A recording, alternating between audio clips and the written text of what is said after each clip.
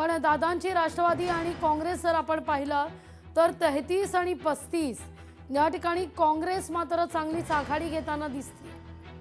तर जळगावमधून आणखीन एक महत्त्वाची अपडेट, शिवसेनेच्या संजना पाटील यांना 6,658 मतांनी त्या विजयी झालेल्या आहेत।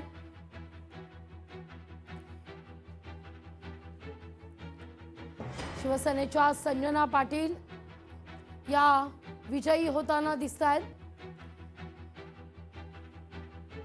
तर आणखीन एक महत्त्वाची बातमी या ठिकाणी समोर येते।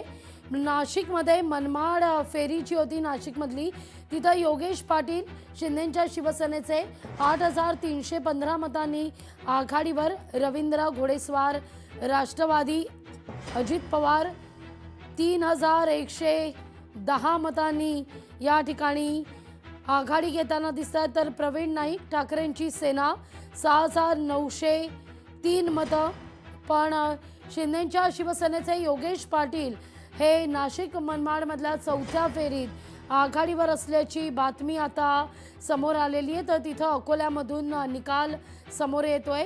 हिवरखेडमध्ये भाजपच्या सुलभा दुतोंडे या विजयी झालेल्या आहेत। सटाणामध्ये चौथ्या फेरी अखेर जर आपण पाहिलं तर हर्षदा पाटील, शिंदेच्या शिवसेनेच्या हर्षदा पाटील 10,307 मतांनी आघाडीवर असल्याचं कळतंय। योगिता मोरे भाजपच्या या पिछाडीवर आहेत 7,373।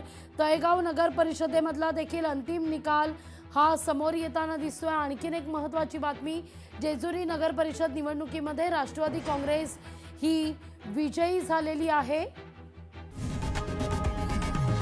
लोकशाही मराठी ऐका, पहा, जागरूक रहा।